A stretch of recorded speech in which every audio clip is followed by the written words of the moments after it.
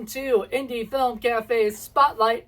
I'm your host, Jonathan Moody. I'm here with Paul Presenza, otherwise known as the Moo Cow. Moo. and our special guest, G Larry Butler. Hey. G. It's good to be here. G, it's great to have you. Yeah. So, first off, we've already done one with you. This is our second one. You returned.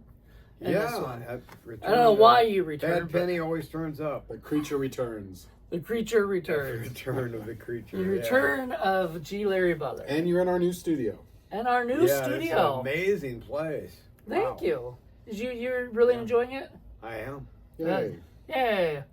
So, first of all, Larry, we talked to you back in 2020. That was a while ago. That was God. over, actually, Time flies. around this time too, I think, because we did in January. So this is like right after I moved to California. Been 6 years. Yeah, I think you did it because we came in on January 1st, but I don't think we did it until January 2nd or 3rd. Mm-hmm. Today's January 3rd that we're interviewing you. Exact day. Wow, 6 years later. Who would have thunk it? What have you been up to? Oh my God, where do I begin? Every wrinkle I get, I get another job. I can't turn them down. I never say no. So I fly all over the United States, and I've played everything from Governor of Virginia to Hobo Vampire with Mr. Balsamo. Hobo Vampire. And I played Freddy Krueger's father, Michael Myers' father, Jason Voorhees' father, in a place up near Seattle. All related, apparently, I guess. They're all related. They're all my seed, yeah. I was Johnny Appleseed. I spread my seed all over the place. Mm. Yeah. Oh, my Quite goodness. a story. I Yeah. can't reveal it, but you can go to CCC Horrorverse on the YouTube and check it out. It's free, called Jason Voorhees: The Awakening. And then I'm also in an episode called Jason Voorhees, the Hunt. They talk about me in The Hunter, and then and the last one is The Nightmares. Jason Voorhees' Nightmares. So I end up in hell. But I don't want to spoil it. Can we mention the Julia Roberts one? What? Can we mention the Julia Roberts one? Yeah, let's do that. Yeah. You were Julia Roberts' doctor, too, in a film. Yeah, it was a series. Crowning of Series. achievement, I guess. Working with her was amazing. So I did a series called Gaslit. I played her doctor. She played Margaret Mitchell, who was the wife of John Mitchell, the chief aide of Richard Nixon. And she was telling everybody she had the biggest mouth in town. She was saying that he was a crook, and she knew he broke in, for the robbery of everything. And so they kidnapped her, and then she burned her hand, so they brought a doctor in, and it was me, but I was one of the good old boys, her husband's friend. So I told her she'd suffered from delusions, and she was trying to get word out. They cut the cord on my phone, and I told her, maybe a little time away from your phone would be good for you, and so she was amazing to work with. And so I also worked with her brother, Eric Roberts, in a movie called Desert Fiends. And anyway, that was another great story. And then I did a basketball series called Winning Time for the Lakers. Oh, yeah. And played Johnny Most, who kind of talks like this, with a chain smoker, whiskey drinker, and does wonders for your voice. Yeah, that was the Lakers versus Celtics championship series. Right. Either one would have won that year, different years throughout the, 70s and 80s? Mm-hmm. Something like that. So I did that for 2 years. That was a great run, and got to work in the studio. Did they replace you, or did they just not do anymore? No, they replaced themselves. They stopped. Okay. It became more. See, what happened was it was HBO, and then Warner Brothers bought them out, and so they didn't have any great love for the story. It became like the Magic Johnson show. It was all pretty much focused on his love life, and they thought there's not enough drama here, so that was it. So what was the thing that we saw you with Joe Estevez? Oh, there was something with, I work with a guy named James Balsamo, and he does a lot of little movies. Right. So he hired us to do something. I can't remember the name of it. You'd have to go on my IMDb page to find it. But Joe was a kick to work with. He does improv, quite well too. And so He's really a lot of fun to be with. You know, laugh a minute. So James Balsamo beat us to the punch. We wanted to have you and Joe Estevez in a scene together. Well, I guess he's available. He's not hard to find. Yeah. We just didn't think we could afford him. You know, I James don't want to say Balsamo anything, but I don't maybe. think he was that expensive. Yeah. So But we'd probably have to he shoot can in be California had. or something. Otherwise, we'd have to So fly him out. there was three of us. I usually act with Carl Solomon, who is quite well known, and so we were three scientists together. And I worked with Carl Solomon on Sean C. Phillips' movie called Desert Fiends, and I played his brother along with Eric Roberts. So we were three brothers there in a gas station, redirecting people straight to hell, you know, different paths. You were also, I believe, let's see. I mean, you've worked with Sean C. Phillips in a couple things. 10 movies. 10? Yeah. You've worked on 10 Everyone movies? he's ever made. We met on a movie called Appetite for Sin Okay. with Matthew Vieja, I think. Oh. And so we did a scene together, and it kind of clicked, you know, and we worked well together. And he said, I'm going to do a movie. You want to be in it? And I'm, sure. And then after that, he said, you know, I like the way you do things. You're going to be in every movie I ever did. And he didn't lie about it either. Some directors say that, and they So you take most things like with a grain of salt, right? I do. My eyes do not dilate until it happens, you know. Right. Because there's so much smoke blown up my ass. I feel like a balloon. What you were in one movie that you played basically a John Carpenter type person, right? Yes. What movie was that? Yeah, we weren't supposed to really broadcast that, but thanks for bringing that Good out. job, Moody. Oh no, it's okay. Oops. I do it myself. You know, 'cause I don't think he's come for me yet.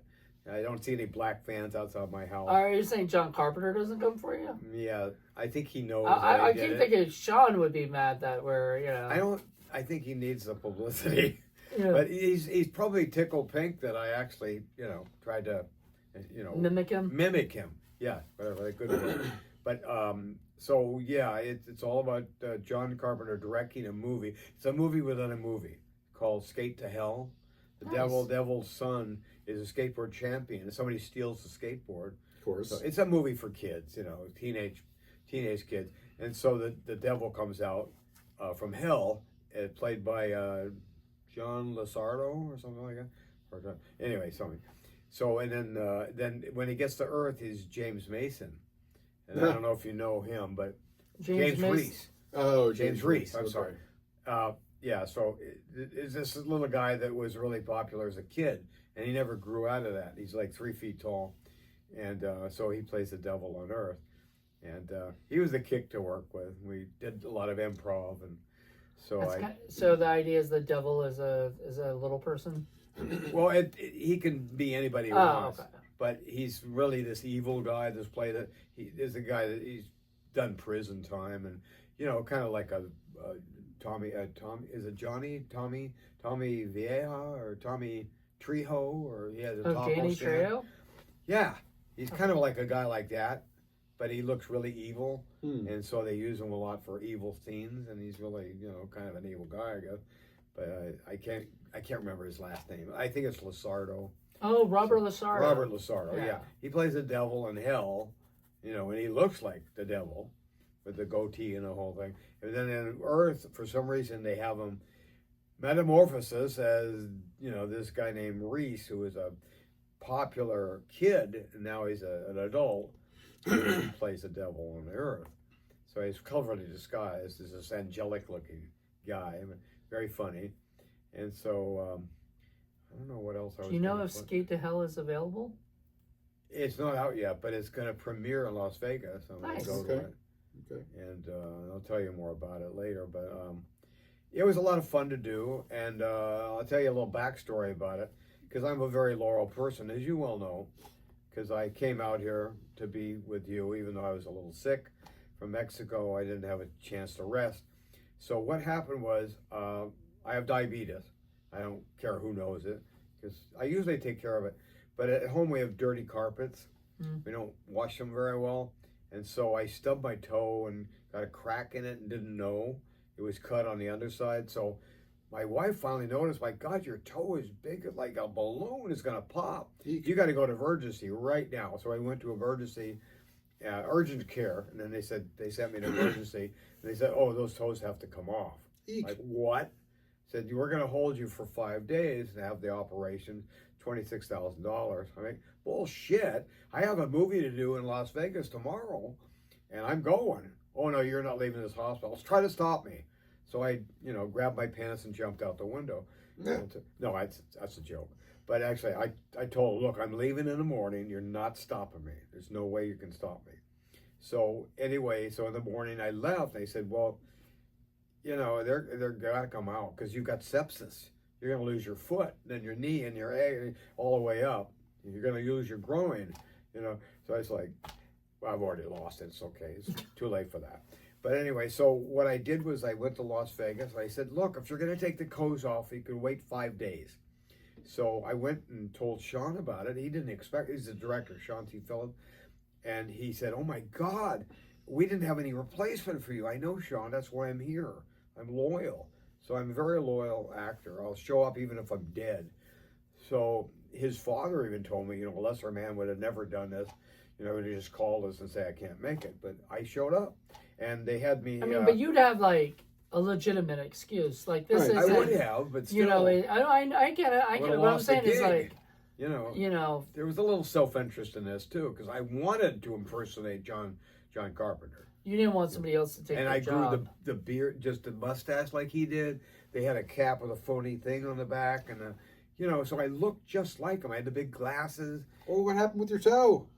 Oh, we're getting to that. Yeah. So I came back through Las Vegas, and I have this friend who is called Video Bob Mosley. He's kind of a celebrity in his own right, and I used to date his mother when he was like a 12-year-old kid. Now he's 50.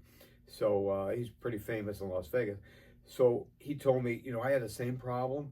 Do not let them cut your toes off. Get a second opinion. Get a third opinion. Stop them because they're ghouls. And I knew that because they were leering at me like, Peter Lorre, those have to come off. So it's like, this is something fishy here. So they just want the money. So I told him, I emailed him immediately, I'm not having the operation. Cancel it. So I was going to go to the VA and see what they thought. But he said, look, I'm ordering stuff for you. You're going to get it overnight from Amazon. And you start putting it on your feet, get out in the sun. And it was a sunny, kind of a season. So every day I'd put my toes out in the sun. And sure enough, this toe, it was just one. It was infested. And it came back, and I saved it. And so you don't need to cut your toe off just because they tell you to. I argue with the white coats all the time. They're like priests. They think they're God or something. And I don't I know more than they do with most of, nutritional things. So anyway, anybody out there listening, don't do it. Don't do it. Get a second opinion, at least. That's why they tell you to get a second opinion. Everybody wants to cut your foot off or whatever. Don't let them do it. That's because somewhere out there's a demon that collects toes. Yeah. They probably wear a dangling earring, late at night. Toe earring? Full of toes. Yeah. That's where toe jam comes I wouldn't from. doubt it. They're very strange Eat it with people. peanut butter. All right. Any podiatrist, Peanut butter don't and toe trust jam. them. That's what you were saying. On your toast, yeah. Yeah, put it on your toast. Yum, yum. Yummy. And of course, everybody out there, you should also remember that Larry's been in at least 2 movies that we've done on Indie Film Cafe, including The Janitor and Double the Avenger. We also reviewed Creature from the Oh, that's right, we did. Black Cove, but I think that was for like Quick Review Thursday Review, or something. yeah. One of those things. I don't think it was. No, I think it might have just been a review. It was before we were doing. We did Quick do Review. it, though. We did do it. That's a fascinating movie to talk about because they shot it in color and rendered it to black and white for depth of field. And so anyway, we won Best Feature at the Horror Fest in San Francisco, which is the most iconic horror fest in the world. And so we tied with this other feature, so they both gave it to both of us. And that was quite a crowning glory for all of us, because William Winkler loves the classic monsters, and he specializes in them. So he made a movie all about that from the 30s and 40s, that type of monster, not today's monster with the slasher and the gore stuff. Art the Clown. Yeah, it's more artsy, and stuff. So anyway, so I've done a lot of horror in my life. I didn't start out that way. I started out with comedy. Sometimes it was terrible comedy, horror I say horrible comedy, and now it's flipped to comedy horror. So it's a lot of fun. But I've done both genres, and then now I'm into straight horror. So that's a little more serious. And it's kind of a shame because, Double the Avenger came out and we loved that. And then, The Creature came out and we loved that. And then we're waiting for the next film and then nothing. Yeah. From William well, Winkler. Maybe that's my fault. I'm sorry. No. I'll send you one. Bill Winkler. No. We're saying. Well, no, he quit. Yeah, we're Yeah. saying like William He stopped. Winkler. So he's writing books now. He's writing all about Double D, whatever happened later after I go to prison as Al Purplewood. So anyway, he wants me to get out of jail at some point. And we're gonna do a retrospective this year. Nice. So if you're on the East Coast, come on by. I don't know what state, probably in Florida at this point, but we're gonna have a theater. Yeah. I wanted him to have a run all across America, but that's a little ambitious. I don't know if you'll see I'm the only one left. Paul in Florida or not, but if anyone could get him out there, you could. Absolutely. You know, Absolutely. for You could, you could be in the next one. You guys. Well, That'd be great. That would be we're great. gonna get Mr. Lobo involved. I got a guy named Count DeVore. Oh, yeah, we know. Oh, we know Count. He's in Florida. He And, was in Virginia, I think. Yeah, he or moved something, from Washington. from Washington. I 'Cause stayed with him for a while. We know him because he comes to Scares That Care weekend, yep. and he's really good friends with Joe Ripple. And Joe Ripple used to do horror films out in Maryland, Oh, wow. and everything. I don't know him. Yeah, he's the guy who runs Scares That Care. So he used to do the stuff out there, and so we know Count Gordevole, and we know we knew we talked earlier about Sid Haig and stuff. Mhm. Yeah. And Sid Haig is one of the guys that we'd always see at the. Yeah, I'm convention. sorry if that He's no he longer with passed us. away. I have to meet him once. I got a picture with him at a convention, but Same never here. work with him. Yeah, Paul was Yeah. so excited because he signed his Spider Baby. Yep. wow. Coaster. That's his favorite Great. movie that Sid Haig was a part of. Huh. I just love chatting with him because I loved hearing Nice his guy. stories. And Oh, I'm sure he has a lot of them. we talked about Yeah. Batman because he was Yeah, on yeah. the original Batman. Things like that. So Well, I'm friends with John Dugan too. I work with him in John's a really nice a guy movie too. called The Hospital. Oh which is yeah, banned in USA. you were in the hospital. I was forgot in about on, that. It was one of the most pornographic horror movies ever made. Jim O'Rear and Like torture Daniel Taylor, right? Emerson. Yeah, so Yeah. that was a little too strong for me when I found out what they were doing, but I didn't have the script available when they cast me, and they wouldn't give it to me. So they did some things there that it was unspeakable. And Torture porn. that was a Daniel Emery Taylor. Daniel movie. Emery Taylor. And another guy, I can't remember. his Jim name. O'Rear. Jim O'Rear, yes. Mr. O'Rear. Yeah. So, what is the wackiest character you've ever played? Probably Al Purplewood. Really? Yeah. Okay. Well, at least, the most outrageous. My favorite bit is that the German girl that comes in and does the chicken The dance. chicken dance. That She is steals the show. The greatest thing You know I've ever what? seen. She grabbed me by the gooch, too, and squeezed hard. Her boyfriend put her up to it. They kicked him off the set for doing that. But she was vicious. I didn't like her at all. Where did she come from? Probably Germany, somewhere. Hamburg. And then Wow. some dark I alley. don't know where Dark alley. Will Winkler found her, but I went looking for her because I thought she was pretty cute, and I couldn't find any information She about her. disappeared. Yeah. That It's was probably it. not her real name, whatever it was. Oh well, no. I don't know what the It's hell probably it hard was. to find her. But it was a great scene. I will never forget the first time I saw Chicken that dance. scene. My jaw dropped to the floor. I know. I laughed so hard. That's the goofiest movie. It's They couldn't great. even make it anymore. No. It was so insensitive towards women. But Oh, God, we had a lot of fun. the fruit, Oh yeah, Cockazilla. Cockazilla. Cacazilla fruit. fruit. Oh my Yeah, god. That was the other one. Suck it to get. I'm friends with Deloria, the tribe, the Tata leaders. Yeah, the Yeah, Tata. yeah. I'm a You friend, know her? Facebook friends with her. Oh my God. Yeah, she was she's- amazing. London Deloria. London Deloria. Yeah, she's still doing stuff. Very pretty girl. Oh, gorgeous! Absolutely Yeah. gorgeous. So, we had a lot of interesting people. They cast a little person, and for some reason he got been out of shape, and maybe they called him the wrong name or something, or something they shouldn't have called him. So he left. He's gone. So then we had to recast it. So we found a black actor to play the sheriff, because originally he was supposed to be a little person, but this guy was a really good actor, and I don't know. There's just so many oddball people. And the guy Bubba, was a good singer. He only did a couple of, he's an opera singer. Yeah. And he was a good actor too. His name's Gary Canavello. Right. And he played the love interest of Kitten, who had a strip bar of her own, and I was a nemesis. I was, envious. I wanted her rubbed out. I wanted her killed. So I had my assassins go after her. And then she became Double D Avenger and fought against us. But it was such a wacky movie. I don't know where he came up with all these wild ideas. I mean, but I'm so that's glad. the thing. Oh, I should tell you how I met him.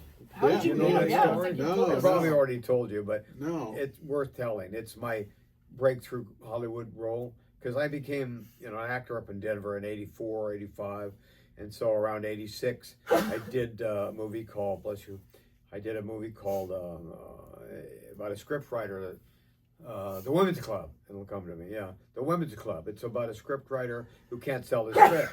Bless you. Thank you.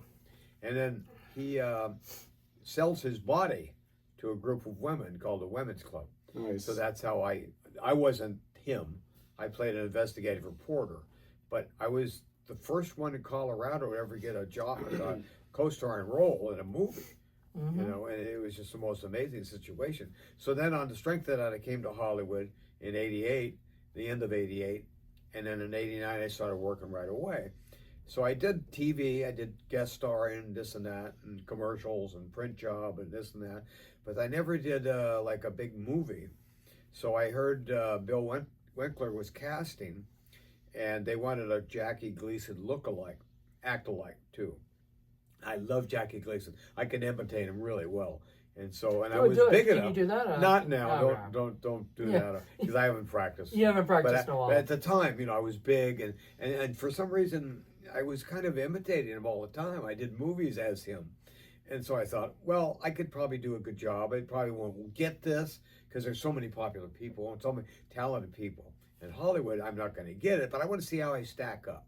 So I went over there, and the character's name was Al Purple Wood. So if you take that literally, I mean, that's purple, right? So I'm dressed all in purple. I didn't know exactly what it meant in terms of sexuality. If anybody, wink, wink, knows what purple wood is. Winkler? I won't explain it to you. You probably, your mother and It's father the probably opposite of blue explained it to you. balls. Yeah, it's the opposite of blue balls. Anyway. It's like a red wood, boing.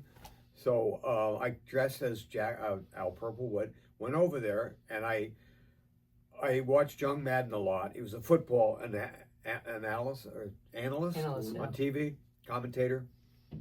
He used to throw his script up in the air, right? And people would focus on that, like, what the hell is he doing? He's crazy. So that's what I did. I was loose leaf, right? Took the paper clip off and went like 120 pages all over the room.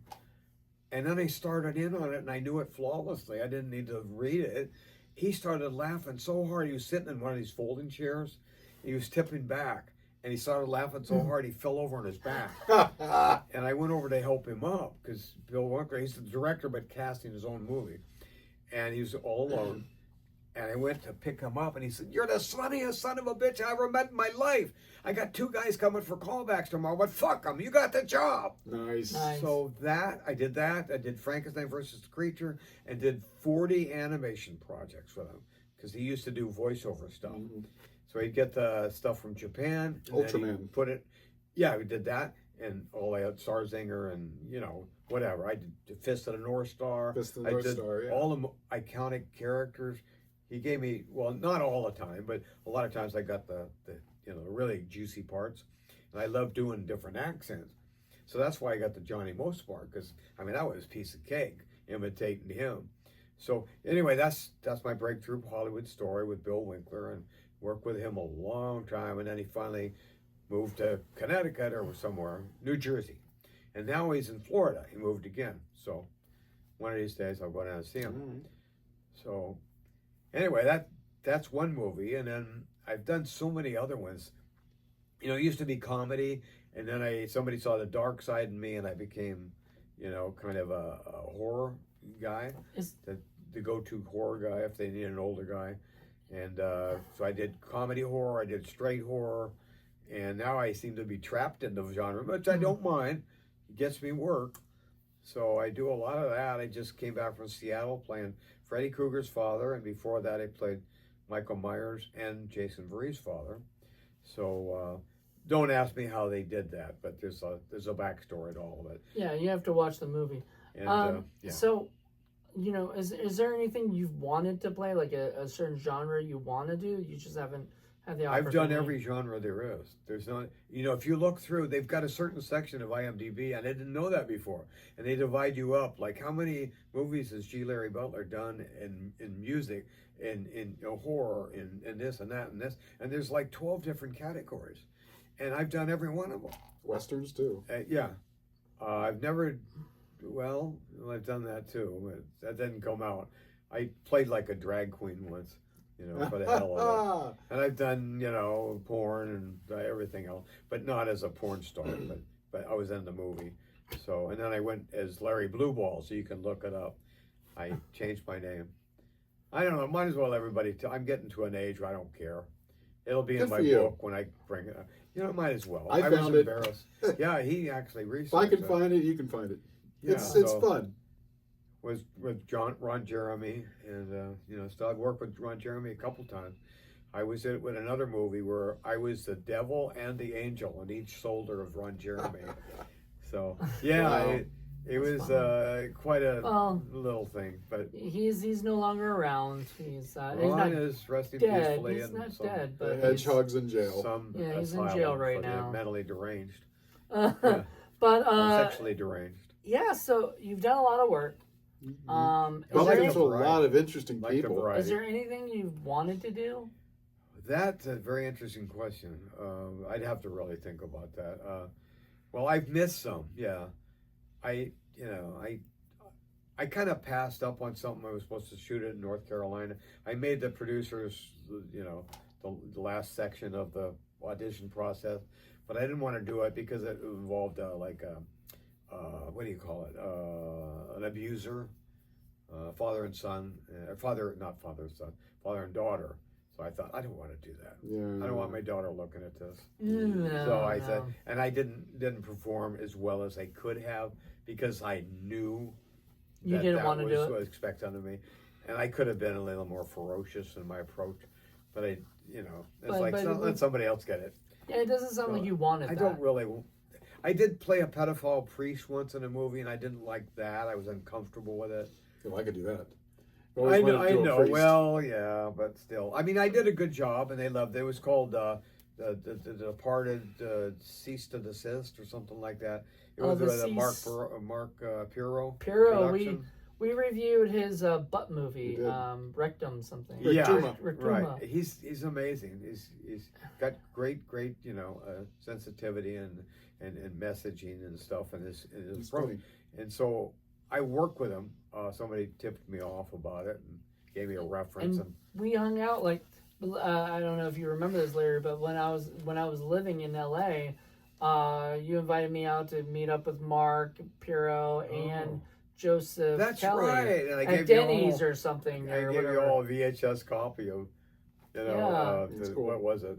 Double D Avenger? Or Yeah, something? I think so because I think Everybody's I lost looking at it mine. like, Mine was gone. Gee, thanks, Larry. You know, use it as a doorstop because then nobody had a machine anymore. Well, yeah, We do. one. No. Oh, do you? Well, Yeah, that's we good got to one know. back Oh, we there. got two. Oh, great. Yeah, Good to have. we'll get more too if we need it, you know, or whatever. But Well, I still have more available. If you want to, you know, sell them, well, I'll give you a It's percentage. fun. You also do skydiving. I wonder if at some point we could do something like that. It'd be film you when you're skydiving. I don't think anyone's ever done that.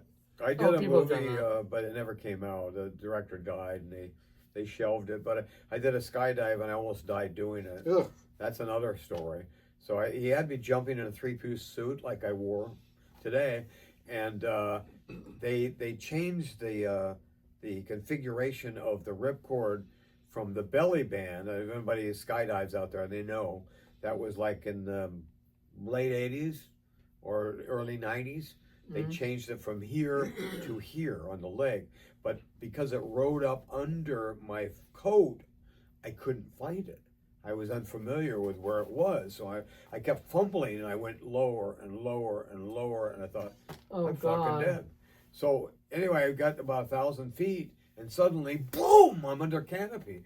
They had an automatic opener on the thing. First time they ever used it, and it happened to be in that particular jump. 1,000 feet? I was so lucky. That's crazy. I should have died. That's scary. Oh my God, that's way too low. So it opened my reserve. And so I landed, and I tumbled in this bush. The director came running over. He said, thanks for doing that, but could you go back up and do it again? I thought, you son of a bitch. I almost cold cocked him. Nice. No. I would know. I almost died, and you worry about the shot? It's funny to us or whatever, and probably maybe in hindsight, you probably can laugh a little bit about it. Well, I can now. But at that time, I totally get you wanting to punch that guy in the face, like, after that. Well, yeah, you didn't give a shit about me. So let me ask you this: as a skydiver, do you pack your own chute, or do you trust somebody else? I used to, but then I got a couple of malfunctions, and dear. I thought, you know what? I'm not technically suited for this. I'm letting somebody else, and then you have to rent, of course. You have to pay somebody to do it. So I had a Paracommander, which is a kind of they start with a round, back in the 70s when I used to jump, perfectly round, called a T10. And they were really hard to control, and you had a very hard landing. So my first 60 jumps were under a T10. And then I graduated to a Paracommander, which I bought from Vietnam. It's a high-low. It's called a high-low because it's high altitude, low opening. And it's like modified, so you can steer better, and you have a softer landing. It's still not a square. And then they came with a Ram Air square. And so I've seen every evolution of it. Well, I don't go as far back as like the 30s, where they used to jump out with a paper bag and a parachute in it. Ugh. And then they would feed it to the wind as they jumped out of the plane. That's really dangerous. But I did start with a T10, so I've seen the evolution. See, I thought you did that in the military, where they jump off and they use that train. I wanted to, but they wouldn't let me because of my rating. I was in the Navy, and I was a yeoman, and it's like like a desk jockey, personnelman. So I didn't have the right rating to do it. So when I got out in 1974, something like that, 76, I started skydiving. And then before that, I started scuba diving. I did all the things I wanted to do that they wouldn't let me do. So, and then skiing, I was in my 20s when I did all these things. I still do it 50 years later.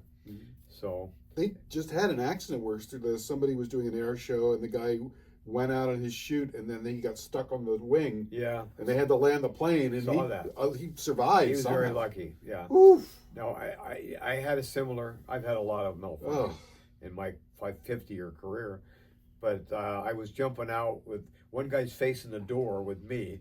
They're supposed to hold on to these grips on the side of your suit, and so when we jumped out together, he pulled my ripcord by mistake. Oh no! So I was open at 11.5.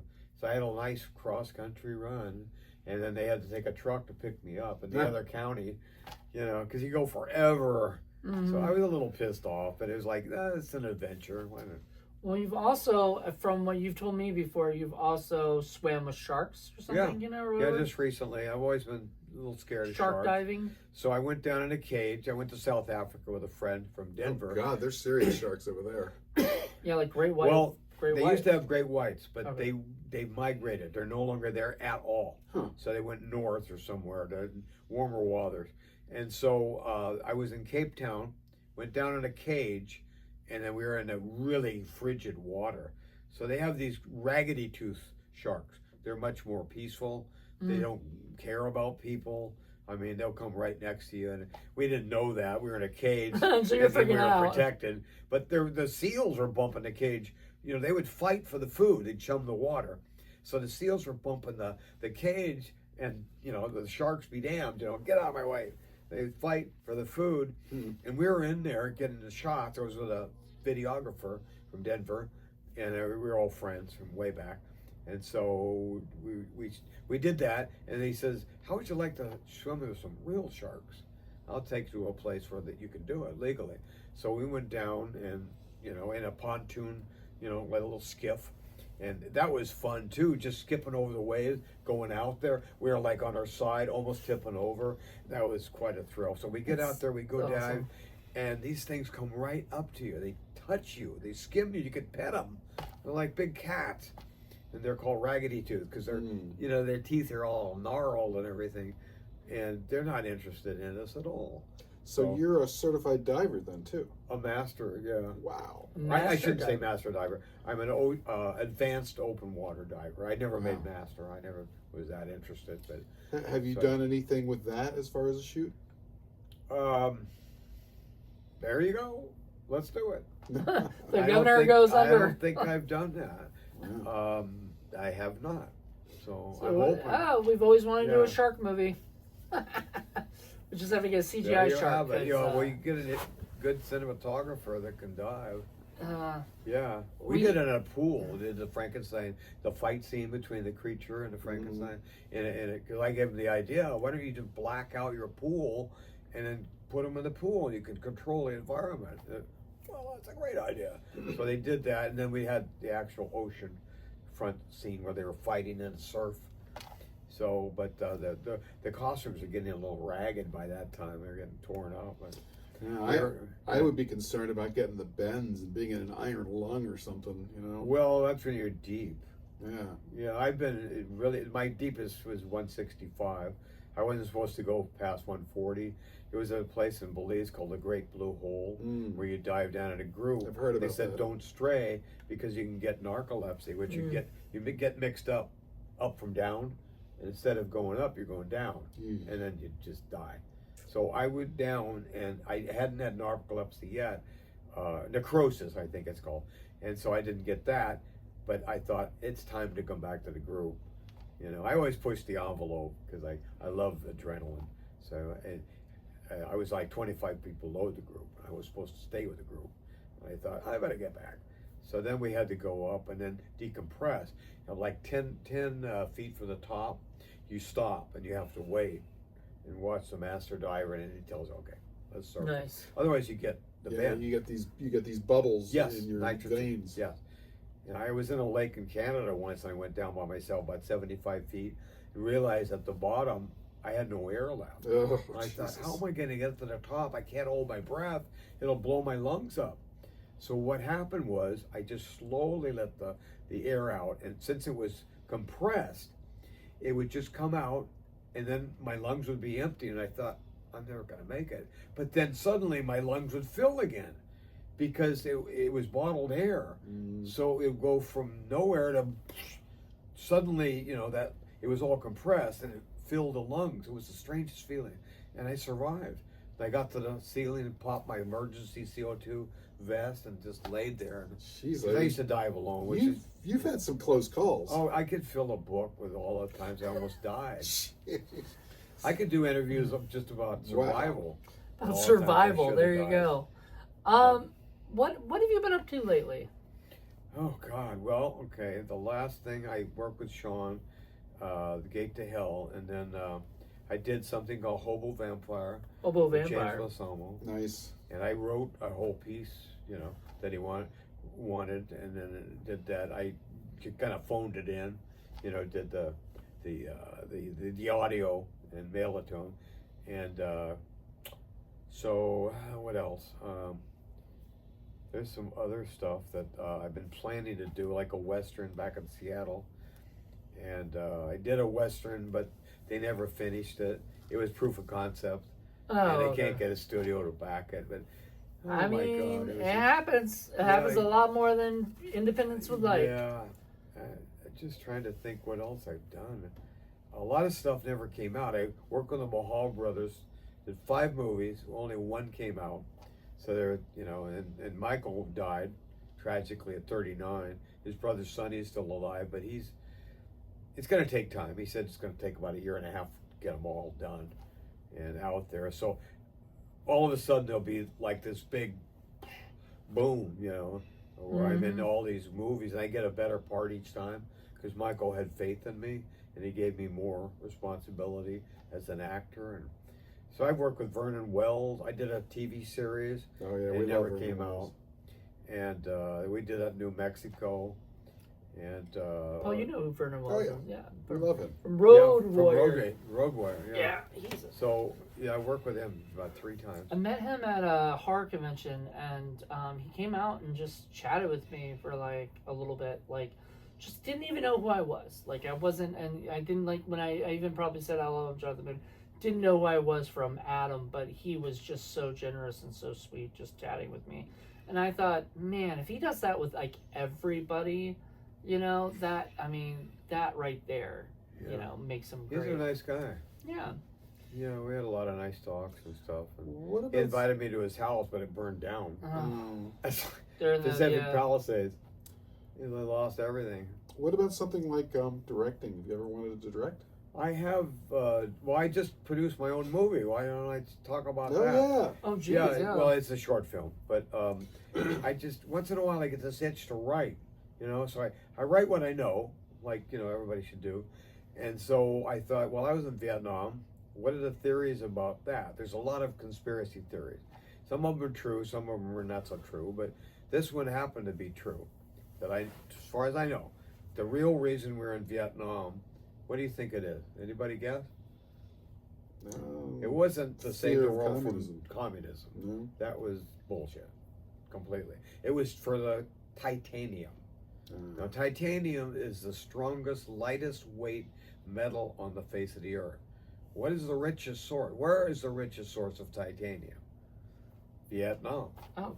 So that's why we're really there. Also for petroleum, also for to smuggle drugs back in body bags. Oh yeah. They smuggled heroin. They smuggled what else? Opium. It's the golden triangle. Cocaine. You name it. So what's the best way to smuggle it back? In a body bag with a dead person inside. Oh, wow. They're not going to mind. Who wants to open that and look at the smashed face? And so nobody opened the bags. So they got back with all this stuff. So you probably have a lot of stories about that. I do, and so I told it in 15 minutes about, the military-industrial complex, like Eisenhower warned us about. And I said, and also, here's the fourth thing. Remember the Trojan Wars? Yeah. Where they tricked these guys by opening their gates? A horse up there. Oh, look at this shiny thing we left to see. So come on, you can have it. So that's our Trojan horse, is democracy. You want to try it out? You'll love it. Well, that's a regime change, right? We take over the whole country. It's an easy way. The French were there, they're colonialists, but they strong-armed their way in it. We seduced them into giving us their subtle. country. My favorite thing with that, like with the Trojan, whatever is a parody with the Trojan rabbit in Monty Python and the Holy Grail, and they were like, they sent in the rabbit in, and then he was like, so what's supposed to happen after this? Well, this guy, which were all right there, are supposed to get out and jump the guards. It's like, who's supposed to? Well, him, me. Oh no. And so, like, he had, planned everything, and then all of a sudden, and then the punchline is that, well, what if we do this large wooden badger? And the guy smacks him. Yeah. Oh, my God. They're amazing. They're funny. But so, did you get over to the Philippines when you were out there? Yes, I did. What did you think of the Philippines? It was quite a town. It reminded me of Bizarro World, where everything was a little different than Superman and but anyway, so I go over there and you could buy these little baby ducks for $1 and feed them to the alligator. But I'm not that kind of person. Oh, yeah. But I did, watch, unfortunately, other people doing it. I wouldn't have done. No. Yeah, I mean, there's bizarre, anything you want. You could sit down at a cafe for lunch, and every table comes equipped with an old woman with no teeth. And you can guess what happens there. And it's like, I don't think I can finish my sandwich. Eek. Have you been back there since the war? Oh, as often as I can. I was going to say, every other weekend. there's a big tourist industry now. It's supposed to be really nice. I'm sure there is. I haven't been back in a long time, but yeah. So I went to Manila. I went to Longapo, Subic Bay. That's where we tied up at my ship. So I was in Da Nang for 1 year. And then I went, the second year I went back stateside to Eureka, California. and then I came back on a ship in 1971, in 72, and 73. You know, they wouldn't let us back. We were stuck. We went all the way up to the coast of China, where the first ship in North Vietnamese waters in 1973, and then China bombed the living shit out of us because we were too close to the border. And then we all discovered we're in a war with China. You know, they dressed their men like Vietnamese soldiers. That's why we couldn't win that war. They're all masquerading as Vietnamese. Inexhaustible supply, 1 million man army. And that's when McNamara, the Secretary of Defense, said, that's it, we're out. So 75, signed a peace deal. Can't win that war. And you were what, on a battleship or a I was destroyer? on a destroyer. Okay. Called a Mackenzie. At least you weren't in a sub where you had to hot rack everything. You know, that's why I went in the Navy. You know, I wanted to stay out of Vietnam. I went and took the test, and they said, you know, you have one of the highest scores ever done, and, you know, you have 2015 vision. I felt like they were priming me to be in the troops of the SS or something. You know, what do they call it? The Aryan youth. You know, you, sir, are a 1%er. I said, well, what does that mean? You can have anything. Just sign your life away right here. It's only 6 years. So they added 2 more years. I said, well, I want that, the submarine on the wall. So there was a submarine up there, and he says, okay, 6 years, you're in. So I started in beep school, basic electricity and electronics in San Diego. And then on the basis of completing that, you'd go to Connecticut and take B, C, D school. And guess what happened? The night before my final test, I went to a Beautiful Day concert. It was a group called Beautiful Day. So while I was there, they were passing out tabs of acid. Oh, no. I was up all night howling at the moon. The next day, take the test, flunk it. It was all in trigonometry and shit. I'm not good at that kind of math anyway. So anyway, they got so angry with me that they convened a board of chiefs and warrant officers. Oh, shit. And decided I was to be shipped to Vietnam with no recommendation. That's a death sentence. Awful. That's front line. Yeah. So luckily I landed in Da Nang in the port. So I was in tower watch. I was dodging bullets, but at least not in the jungle. And I was camped in the jungle, but it was pretty much cleared of all the brush.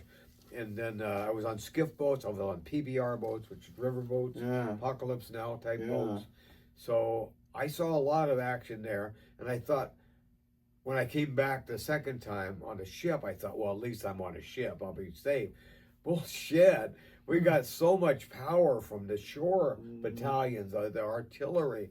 You know, we had to dodge it. I was on starboard lookout, which is the nearest one, you know, when you're facing the shore. And it, like 15 feet away, a big splash. I'm like, what the hell is that? Some kind of shark? Or no, they're shooting at us. GQ! I just, incoming! So we all went to general quarters. And so every day was life or death. My general quarters station was back aft under a gun mount. And you could hear the artillery shells landing on either side of it, just missing us barely. I thought, we're dead ducks. Man, we should be writing about this and showing this becoming a movie. Yeah. So anyway, back to my story. It's about a guy who wants to tell a story, he's scared to do it. Then he does. He goes to this editor, played by Ozzy Capri, and he goes, oh, you're that crackpot guy. And I said, yeah, I got a story to tell about. Yeah, no, get the fuck out of here. You know, and so, you know, I wrote the whole thing, and then there was only two of us, and then the camera guy was part of it too. He played a little part in it. And so I tried to get stuff written about it to tell a story, and he threw me out of his office, and at the last second, he relented. And it also about being radiated by satellites following me, and I had headaches, you know, like that thing in Cuba where all the embassy people were sick. Oh yeah. And I had the real thing happen to me. The real that's thing. No good. And I could even tell you about that. I don't know how much time you've got, but I mean, I actually got punished for playing the piano on the Eric Andre show, and they didn't give me the script. You know, I'm supposed to sing a song, Mm-hmm. and I know why. I auditioned for it. 6 months later, they called me. They said, "Can you come right away?" And I got the part. I mean, you haven't talked to me in 6 months, and I think somebody else got the job but didn't do it. He bailed, and then so I you were found out why. Because the script was all about Biden, about horrible things about Biden, and you know, when I read it, I was supposed to. We're going to do a rehearsal, Larry. They wouldn't show it to me. I had nothing to prepare for, and then they put it up and say, "Okay, start singing." You know, pretend like you're playing the piano, even though I'm professional. Anyway, but I read it and I, you know, sang it, and I thought, I can't do this, guys. I'm sorry. It's too late. We already got it. We filmed the rehearsal. You fuckers. So they filmed it. They put it on the air. 2 days later, I started getting headaches and, you know, feeling queasy, and I couldn't even live in my own house. I had to leave. So I put all this in the movie, you know, about my real experience. And I weaved the two together. So they were, in other words, the government was punishing me. The whole thing is called retribution. So the government will go after you if you say the wrong thing. Certainly now. Oh yeah. So, but we carefully did it with old phones, no cell phones, the old style, like in the 80s. And so. Oh wait, what does it have the little Rotary dial. Rotary dial. Yeah, that kind of stuff. Okay. The Princess phones, you know, you could hold it to your ear. You can take it off the cradle. But Yeah, I stuff usually like that. I don't even do that anymore. I do a voice like what is it?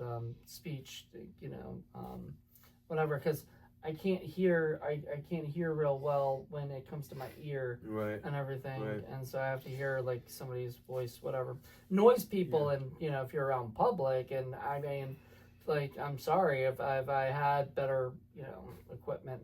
So who did you cast for your short film? Oh, just one person, Ozzy Capri, Okay. good friend of mine. I started him skydiving, so we skydive together now, and he's a good actor, and so I just needed somebody to play the editor. It's a very short scene. That most of it was about me and being punished, and you know, going through battle. I was drunk in one scene. I was remorseful for actually reporting about the government, you know, intervention in Vietnam and this and that. And so, you know, the whole thing, I've submitted it to 2 places, Beverly Hills and Cannes, France. I'm waiting back to see if it's in. So I thought Cannes might, because they're French government. They're not under the same restrictions as we are. Yeah. So I don't know. Yeah, they might have certain things that you can't say or can't do. Yeah, well, anyway, in America, I rolled the dice on this one, so well, I mean, we'll see if I get punished or not. I don't think you I will. hope not.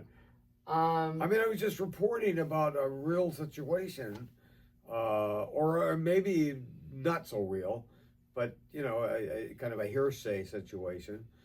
Because I don't know for a fact, I wasn't there to see it, but I heard that that's what happened. Well, they can't punish Al Purplewood. That's just can't be done. Let's hope not, but they That's already just did wrong. under Biden administration. So after that, I was so goddamn mad. I went independent. I used to be Democrat all the way, but I said, no, that's it. I'm done. I'm So not a party guy. I guess people can contact you through like Facebook or Yeah. you know. Well, I have a Gmail. you If you want to contact you have a G me. Larry mail. G Larry 64 says GEE. Oh, LARY. G. Are we 64. Facebook friends? I don't remember. Yeah, you are. Of course we are. Yeah. Okay, good. I get so busy I don't keep up with friends. Okay. You know, it's nothing personal. I don't do it with anybody really, unless I see your post. Then I'll contact. Because I know I you. sent you guys when you were doing Little Stinkers. I emailed you some stuff. Yes, you did. Yes, you did. Yes. So after our Talking thing dog. here, we did do little stinkers. So Yeah. poor Bonnie. Yeah, no, I you. appreciate that. That was a hell of a thing to do. That was interesting for you because those Yeah. are movies you would never have watched on your own. Never in a million years. You wouldn't watch the whole thing at I least. I just- know that for sure. Oh God, I can. And Bonnie's the one to pull the plug, by the way. Yeah, that's I was fine. Stuck with it. I, He said, "Dad, I'm out of this." Just a dad. I Paul mean, is it's crazy. like agony trying to watch this shit. And I want to say something good about everything. And I was trying to dig up something. Some of these just there is. Well, it nothing. was done in color. You know, I bring out some little trivia. The Ice about- Cream Buddy's kind of fun. Oh No, God! Yeah. So the Ice Cream Bunny's not fun because the Ice Cream Bunny itself was only in it for like 5 seconds. He's a demon, but he's at least fun. The rest of it is Thumbelina, Thumbelina. and stuff, and that was not. Yeah, fun. watch Little Stinkers, folks. Yeah, Little the Stinkers. time of your life. That's So, fun. All There the things is- that never show your children. We're gonna bring that back. We just have to find someone who doesn't mind torturing their kid with bad films. Liz keeps saying, but then Yeah. we haven't heard back. Maybe about they it. just stink a little, not Funny thing, as like much as they did. yeah, I think was it these would not be movies you want. Your children will not like. Hey, this at least there movie. was no nudity, Mr. Oh Moody. God! That was oh you. my God! That would. Yeah, there's a show for you. Yeah.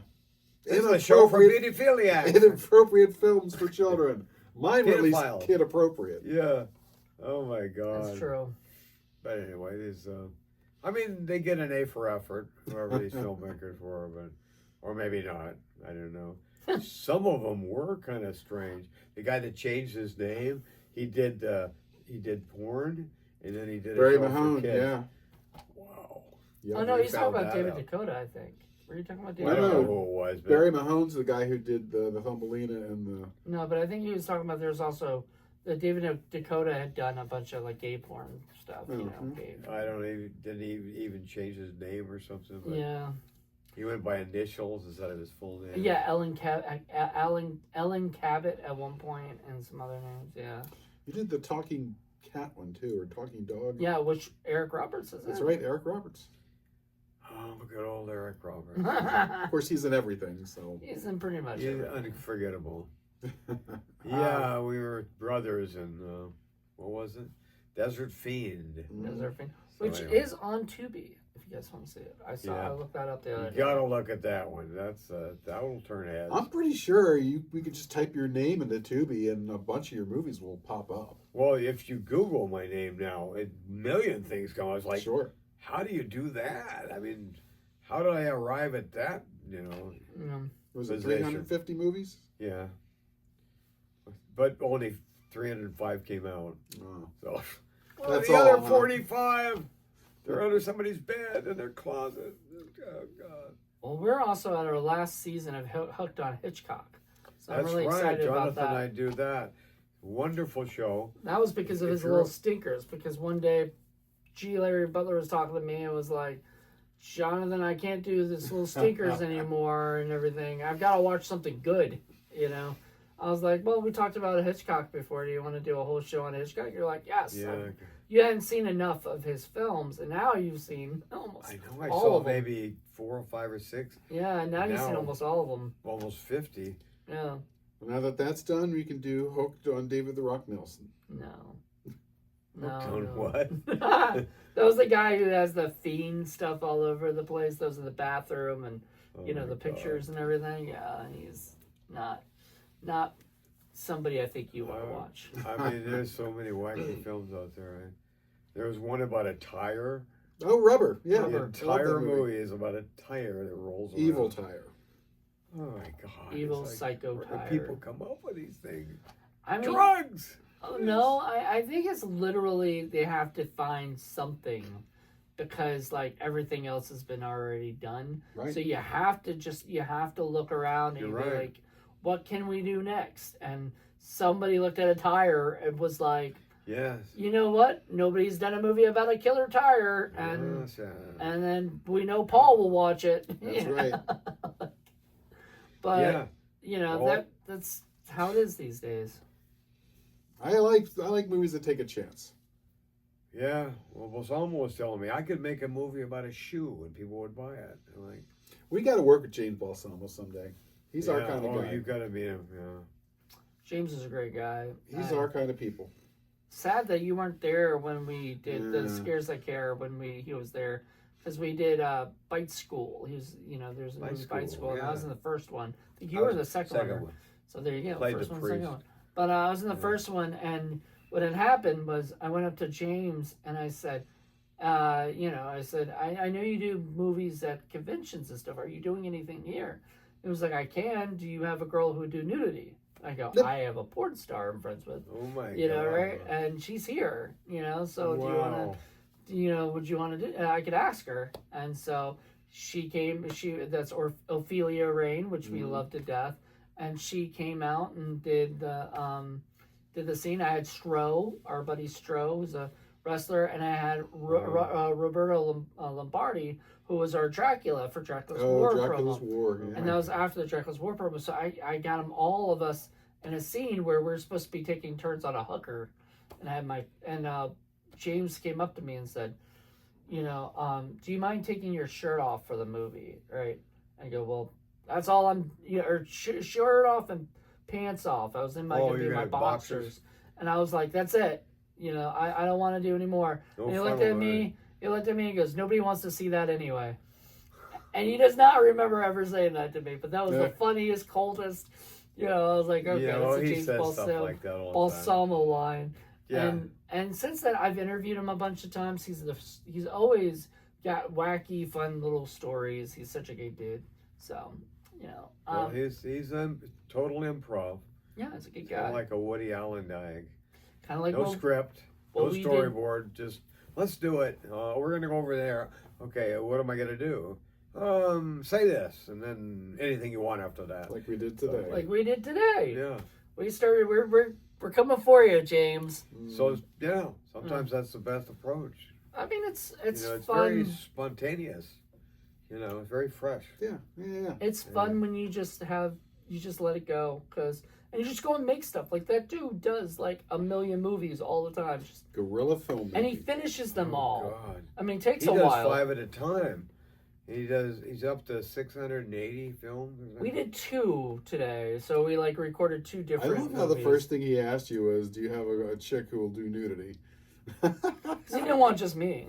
Yeah. He's like, Yeah. That's how you buy your way in. Well, Bite School. I don't know if you've ever seen it, Paul, or not, but the first Bite School has scenes with in the hotels, a bunch of hotels. So you went to a bunch of different conventions, got girls to get nude, and they're vampire hookers who just do that. And so it's almost like the same scene each time. It's like they just switch it up, just new people and everything, and it worked really well. And it's actually one of my favorite.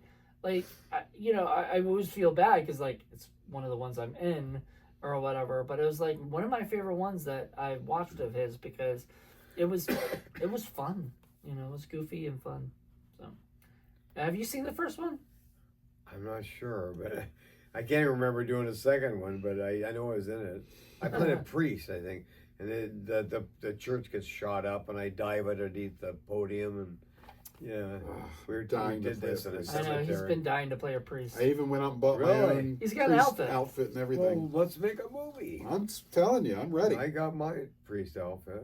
Oh, you guys could be 2 priests. That would be Yeah, awesome. I've done a lot of priests. I've had people confess to me on the street in front of the church. Father, I'm not a real priest. I'm sorry. Father, they don't believe me because I have this face that looks angelic. Yeah, you got this Irish priest look to you. Yeah, I do. So I thought, oh shit, I'm cursed. So I can't go anywhere. We should do that. We should wander around LA dressed up like priests and see how people react. Yeah, people come. They're gonna come confess their sins to you. Yeah, the priest on the street type of thing. 3 Hail Marys and a blowjob. It's actually almost a great idea for a segment or a skit or something. Well, they used to do a man on the street thing. Yeah, instead of man on the street, it's priest on the street. Priest on the street. I don't know if the Catholic world will be happy with that. Here's your cracker. So much the better. Yeah. Notoriety. There you go. It's the best way to market. Well, I hate to say it, but thank you. This has kind of been a good amount of time to chat with you and everything about it. But thank you. Is there any other things you want to make sure people know about that's coming out? Or well, look for Retribution. It'll be a film festival near you. Okay. And also look for your movie, Supernatural Assassin. Well, we're doing there's several. Was it Mask of the Wolf and Fangs of Fury? So you'll be Sick Flicks. Sick Flick Productions. Yeah. We'll have you for Evil Cal that takes over the world. Okay. What have you in for that one? Now I'm just picturing an improv movie about you two being priests. Yeah. So that great film. Yeah, I and think you're the bishop. Cardinal. Cardinal. Yeah. Cardinal. I'd have to wear the funky little hat, you know. Yeah, there you You go. better buy your own suit though. We've got ours. Yeah. I know. That would be. Check Amazon, see if they have them. I'm sure there's a Catholic church in Echo Lake somewhere. Yeah. But anyway, we would love to have you back, and we're extremely excited that you're here. in Yeah, person. thanks so much for coming out. Finally made We it. appreciate Yeah, it. we're not Yeah, just sure. doing things through Zoom. We're doing things in person, which is nice. Yes. No. You're real after all. I kept thinking you're a figure of my imagination. A puppet. I always thought of him as a small puppet.